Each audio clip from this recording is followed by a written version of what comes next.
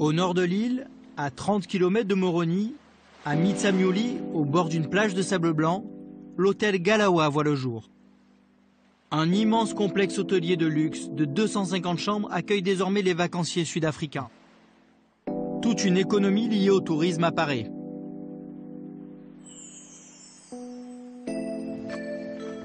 Nixon est l'un des guides de l'hôtel.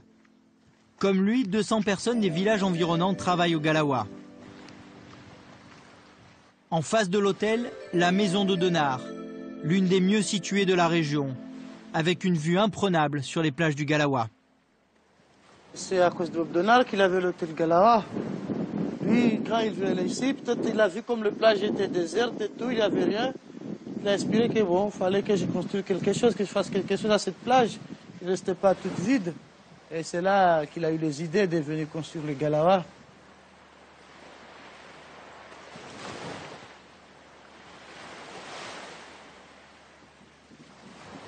Je veux dire merci à Bob Denard parce qu'à cause de lui, on avait le Galawa. Et après le Galawa, on a fait beaucoup de connaissances des gens de l'extérieur, des Sud-Africains, des Allemands, des Américains.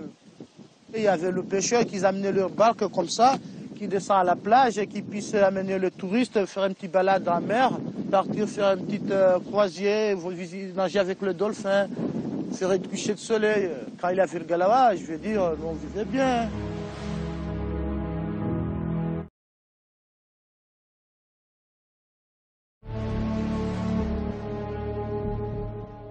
15 ans plus tard, il ne reste rien de l'héritage de Bob Denard. L'immense complexe hôtelier de Mitsamiouli a disparu, comme rayé de la carte. Dans les jardins de ce qui était le Galawa, les chèvres et les zébus ont remplacé les riches touristes sud-africains. Nixon, l'ancien guide touristique, a connu les années fastes de l'hôtel. Comme quelques Comoriens privilégiés, il a profité de la manne financière apportée par Bob Denard. Une époque à jamais révolue.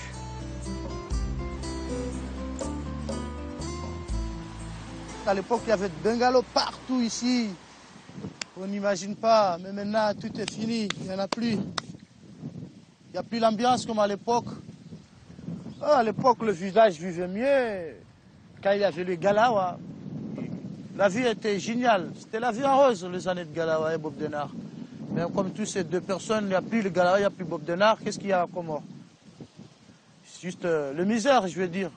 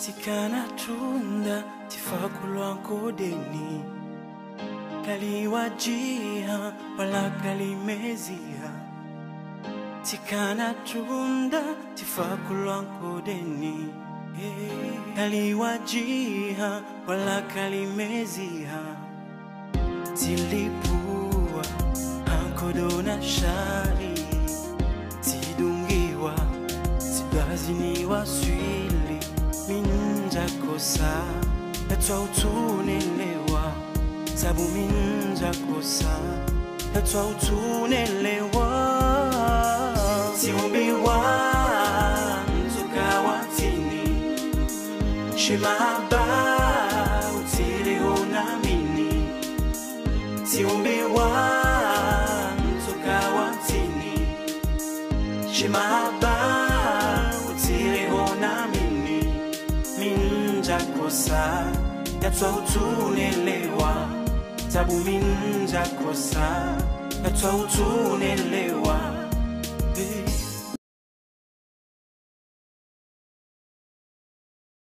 Nimwambieni ukaya kamtona tongo kama paro iwona gamja uona izo maona ze njema zito umfaini zilifaswa pia sawa mruja hunde hindu za fanyiwa mrashi puwe azilano woka japaro ziona artizi onetse nekami Mungu abenzi shana rabe ukaya insha Allah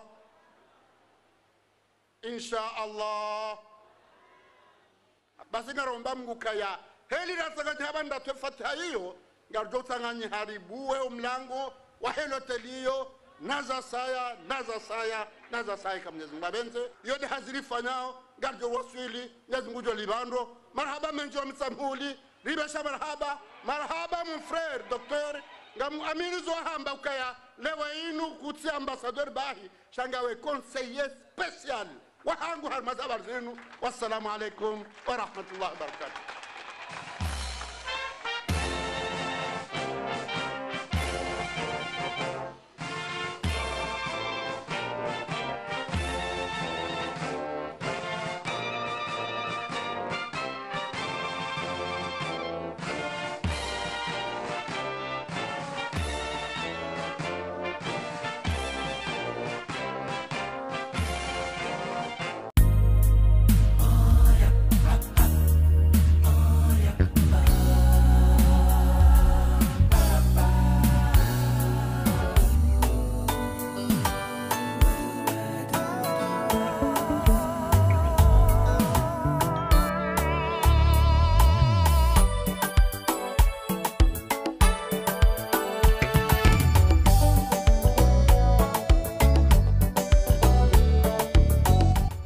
De reprendre l'hôtel C'est la Cante, pour la simple et bonne raison que c'était un complexe hôtelier familial.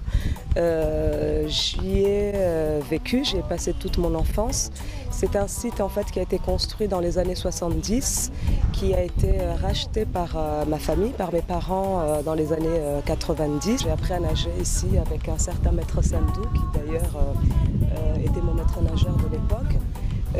Après l'école, je rentrais moi, tous les midis, je mangeais ici avec mes parents, j'y ai vraiment passé toute mon enfance.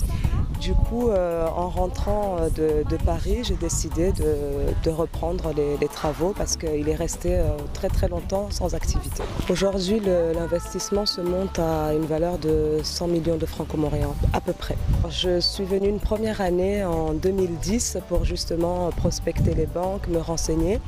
Malheureusement, ça n'a pas porté ses fruits parce que ces derniers n'ont pas cru en nous. Je suis revenue en 2011 et cette fois pour m'installer avec mon mari et mon enfant. J'ai vu toutes les banques du marché, de la place. Ils nous ont précisé que le tourisme restait un secteur à haut risque et qu'il ne pouvait malheureusement pas suivre. Alors en fait, on prévoit de remettre en place les bungalows et les chambres d'hôtel, mais ce ne sera pas pour tout de suite. Dans un premier temps, nous commencerons par le restaurant, la piscine. On prévoit des cours de natation, mais également de la plongée sous-marine, des compétitions de natation. Il y a la fédération de natation qui est venue nous voir pour cela. On a prévu également des activités de loisirs Et on a également prévu une salle pour les conférences, les séminaires et également pour les événements tels que les mariages, les anniversaires, sans oublier la rénovation de la Rose Noire qui est notre deuxième bébé puisqu'on a commencé par ces travaux-là lorsque nous sommes arrivés en 2012-2013 à peu près. J'ai eu l'envie de faire ça tout simplement parce que j'ai orienté mes études vers le tourisme, l'hôtellerie et le transport. En fait, je suis chef de projet touristique. En France et en Europe, le marché touristique est complètement saturé. Il est difficile de trouver un emploi aujourd'hui dans ce secteur. Donc j'ai pris l'initiative de rentrer tout simplement parce que c'est un site qui appartient à mes parents. Donc je peux dire que j'ai eu de la chance également. Donc je suis venue en ayant un projet existant et l'objectif était de pouvoir le réhabiliter parce que ce dernier est resté sans activité depuis un certain nombre de temps. Ça me tenait à cœur de pouvoir y revenir et mettre à profit mes compétences et de pouvoir lui donner une seconde vie. Enfin, je pense en tout cas qu'étant jeune, c'est très bien de pouvoir rentrer et d'essayer, de croire en son projet. Pour mon cas en tout cas, on s'est toujours dit que si jamais ça ne fonctionnait pas, on a la possibilité éventuellement de repartir en France ou en Europe. Mais je pense qu'il est bon, étant jeune, de pouvoir en profiter, prendre des risques. Il y a pas mal d'embûches, c'est pas évident, c'est vraiment pas évident, donc il faut avoir les reins assez solides, il faut y croire, ça ne sera pas rose tous les jours, mais il faut y croire et puis persévérer encore et tout.